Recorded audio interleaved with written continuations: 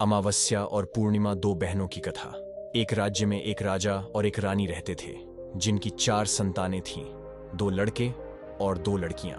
एक लड़की का नाम पूर्णिमा तथा दूसरी लड़की का नाम अमावस्या था। पूर्णिमा घर के कामों में निपुण थी और घर का पूरा काम करती थी और भगवान की पूजा अर्चना भी किया करती थी।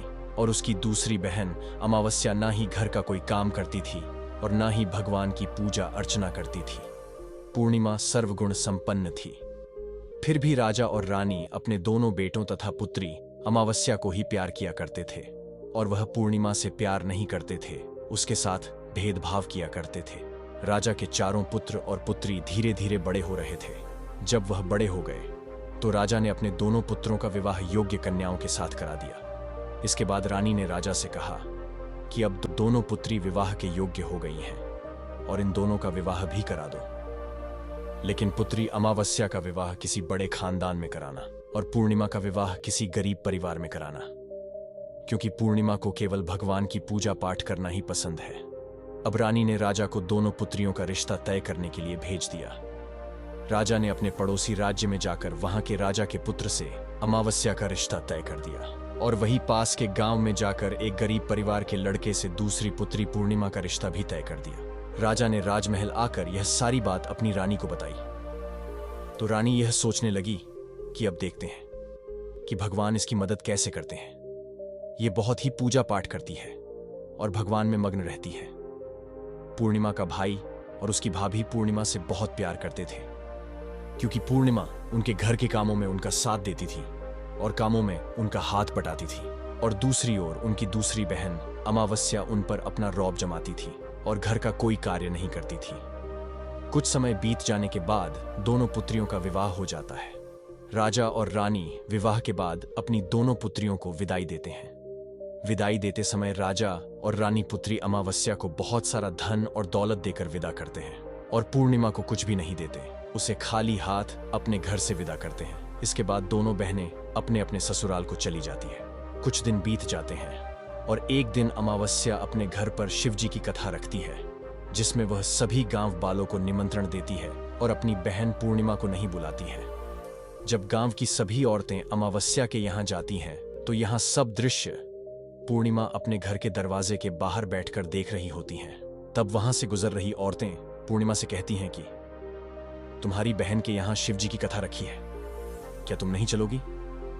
पूर्णिमा ने कहा, मुझे निमंत्रण नहीं आया है, मैं नहीं जा सकती। सभी गांव की औरतों ने पूर्णिमा से कहा, बुलाया नहीं तो क्या हुआ, भगवान शिव की कथा है, तुम हमारे साथ चलो। गांव की सभी औरतों की बात मानकर पूर्णिमा भी उनके साथ भगवान शिव की कथा के लिए अमावस्या के घर चली जाती है। जब अमावस्या की नजर पूर्णिमा पर पड़ती है तो वह कहती है कि तुम यहां कैसे चली आई, मैंने तो तुम्हें बुलाया नहीं था। खैर कोई बात नहीं, अब तुम आ ही गई हो तो चुपचाप बैठी रहना। और यह कहते हुए अमावस्या ने पूर्णिमा की गरीबी का भी मजाक उड़ाया। पूर्णिमा की आंखों में आंसू आ गए और रोते रोते मन ही मन में पूर्णिमा भगवान शिव से विनती करती है, हे भगवान, क्या पूजा पाठ करना गलत है? आखिर मेरी गलती क्या है? पूर्णिमा बार बार भगवान शिव से यही कहती रहती है। इतने में शिव कथा पूरी हो जाती है और अमावस्या भगवान का प्रसाद बांटने लगती है। वह सभी लोगों को प्रसाद देती है, लेकिन पूर्णिमा को वहां प्रसाद नहीं देती। पूर्णिमा बिना प्रसाद के ही अपने घर लौट जाती है। रास्ते में वह यह सोचते हुए चलती है कि यदि बच्चे उससे कथा का प्रसाद मांगेंगे तो वह उन्हें क्या जवाब देगी। उसने सोचा कि वह अपने मायके अपने भाई और भौजाई के यहाँ जाएगी और वहां जाते हुए वहां बच्चों के लिए कुछ लेकर जाएगी। ऐसा सोचते हुए वह अपने घर वापस लौट आई। घर वापस लौट कर आने के बाद वह अपने पति और बच्चों से कहती है कि वह अपने मायके जा रही है। पति ने कहा, ठीक है। और कुछ समय के बाद पूर्णिमा अपने मायके के लिए रवाना हो गई। चलते चलते रास्ते में एक चबूतरा आया, जिस पर तुलसी का पौधा लगा था। उस पर एक बूढ़ी अम्मा बैठी हुई थी। वह कोई और नहीं, साक्षात तुलसी माँ थी। उस बूढ़ी माता ने पूर्णिमा से कहा, बिटिया तुम कौन हो और कहां जा रही हो? पूर्णिमा अपना परिचय देती है। परिचय देने के बाद बूढ़ी औरत ने पूर्णिमा से कहा कि यहां तुलसी का पौधा सूख रहा है, इसमें थोड़ा सा पानी डाल दो और इस चबूतरे की साफ सफाई कर दो। जिससे मुझे थोड़ी ठंडक मिलेगी।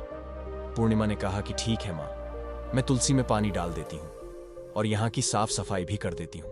पूर्णिमा ने साफ सफाई करने के बाद बूढ़ी माँ को भी नहला दिया और बूढ़ी माई की भी सेवा की और उनके पैर दबाए और बूढ़ी अम्मा से कहा, माता जी और बताइए, मैं आपकी क्या सेवा करूं?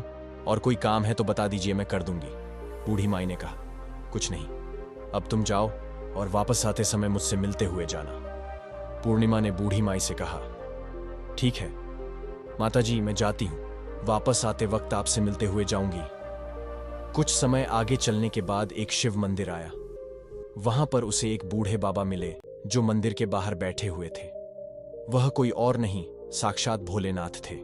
उन्होंने पूर्णिमा से कहा कि कहां जा रही हो बेटी, तुम कौन हो? तब पूर्णिमा ने अपना परिचय दिया। फिर उस बूढ़े बाबा ने पूर्णिमा से कहा, इस मंदिर की सफाई कर दो। तब पूर्णिमा ने मंदिर की और चबूतरे की साफ सफाई कर दी और वहां पर पूजा पाठ अर्चना भी की। पूजा अर्चना करने के बाद उन्होंने बूढ़े बाबा को भी नहला दिया और उनसे कहा कि बाबा और कोई काम हो तो बताइए। तब बूढ़े बाबा ने कहा, नहीं बेटी, अब तुम जाओ और वापस आते वक्त मुझसे मिलते हुए जाना।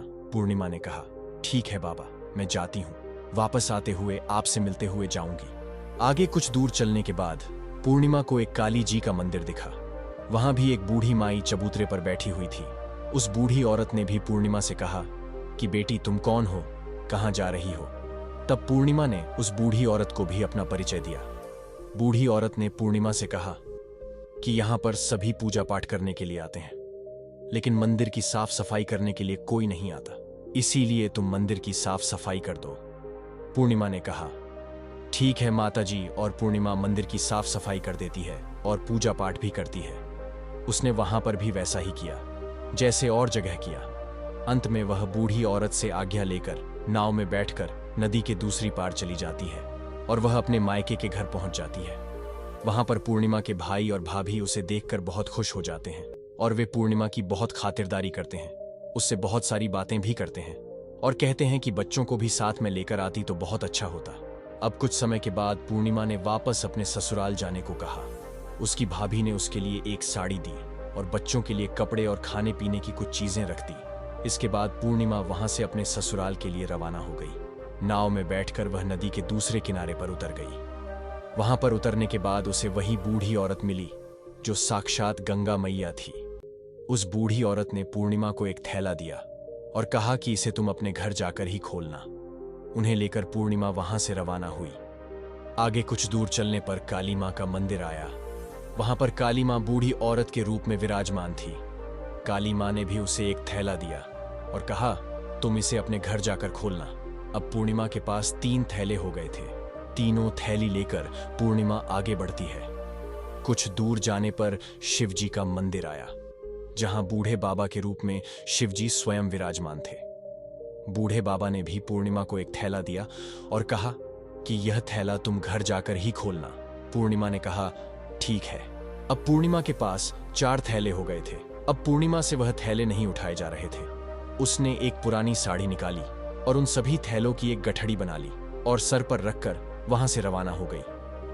कुछ दूर जाने के बाद उसे तुलसी मां बूढ़ी औरत के रूप में मिलती है और कहती है, पूर्णिमा तुम आ गई।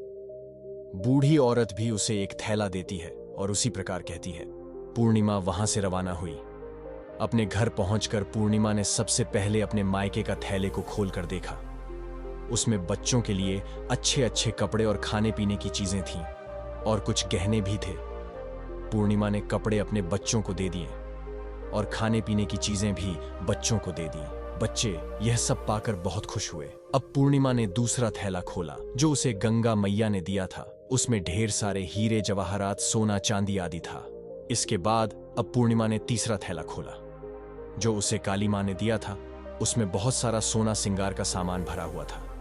इसके बाद पूर्णिमा ने चौथा थैला खोला जो उसे भगवान शिव ने दिया हुआ था। उसमें बहुत सारी धन संपत्ति थी और बहुत सारी खुशियां भरी हुई थी।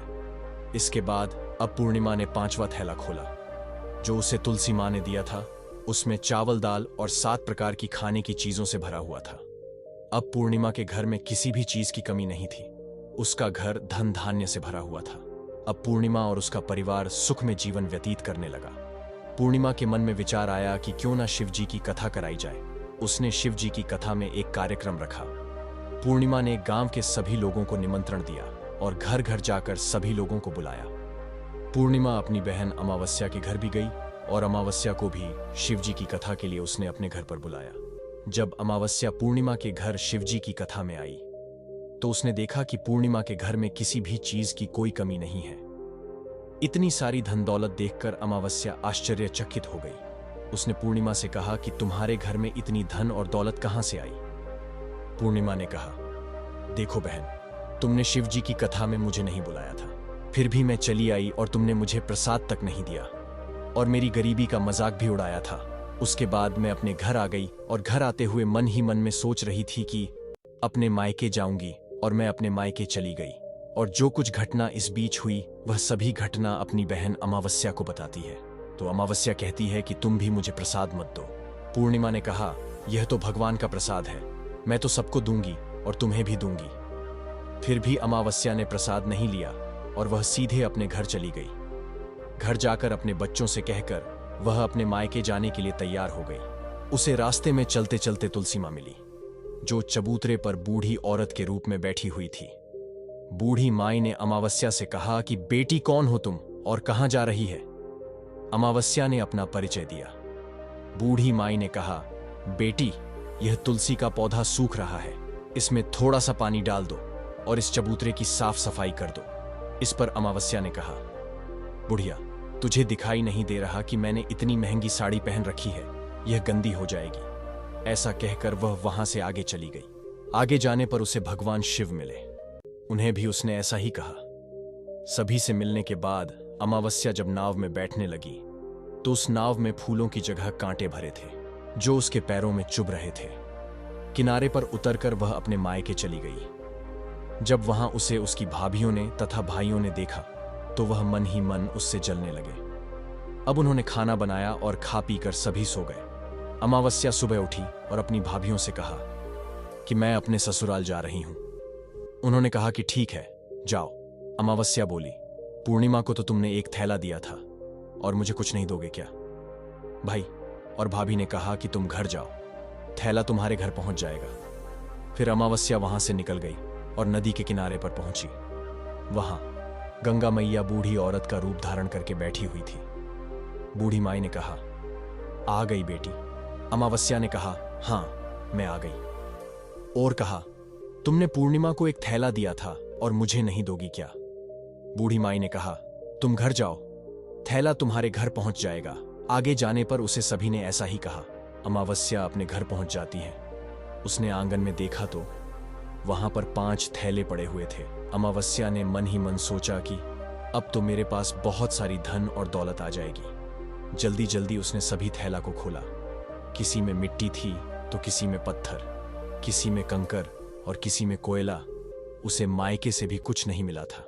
अमावस्या दौड़ती हुई पूर्णिमा के घर गई और कहती है कि तुम्हें तो इतना सब कुछ मिला, मुझे तो कुछ नहीं मिला, आखिर क्यों? तो पूर्णिमा कहती है कि जब मैं अपने मायके जाती हूं तो अपनी भाभियों के साथ उनके कामों में मदद करती हूं, लेकिन तुम ऐसा कुछ नहीं करती, उनकी इज्जत भी नहीं करती, इसीलिए वह तुम्हें भला क्या देंगे। इसके बाद तुमने गंगा मैया को ठुकरा दिया और काली मां को भी ठुकरा दिया और भगवान शिव को भी तुमने ठुकरा दिया, इसलिए उन्होंने भी तुम्हें कुछ नहीं दिया। अमावस्या कहती है, बहन, तुम मुझे माफ कर दो, मैंने तुम पर हमेशा अत्याचार किया है, मुझे कुछ नहीं मिला तो कोई बात नहीं, मैं भी भगवान की भक्ति करूंगी और सब कुछ प्राप्त कर लूंगी। मुझे इन सब चीजों का रहस्य बताओ। पूर्णिमा ने कहा कि तुम 3 सूत्र का ज्ञान ले लो और उसकी कथा करना। पहले सूत्र में दया मांगना और दूसरे सूत्र में कथा मांगना। तीसरे सूत्र में 108 बार ओम नमः शिवाय का जाप करना। भगवान ने यह सूत्र दिए हैं, इनको अपने हृदय में बसा लेना। मैंने भी यह 3 सूत्र अपने जीवन में अपनाए थे और सच्चे मन से भगवान की भक्ति पूजा पाठ की थी। फिर भगवान ने मुझे यह सब कुछ दिया और तुम्हारे पास जो कुछ था वह भी सब खत्म हो गया। इसके बाद अमावस्या अपने घर गई और भगवान की पूजा पाठ करने लगी। भगवान शिव से उसने माफी मांगी और गौ माता की सेवा भी की और दूसरों की मदद भी करने लगी, जिससे उसका जीवन फिर से ठीक हो गया। तो दोस्तों, यह थी हमारी आज की वीडियो। आपको हमारी वीडियो कैसी लगी हमें कमेंट बॉक्स में जरूर बताएं और अगर आप हमारे चैनल पर नए हैं तो प्लीज हमारे चैनल को सब्सक्राइब जरूर करें। वीडियो को अंत तक देखने के लिए आपका धन्यवाद।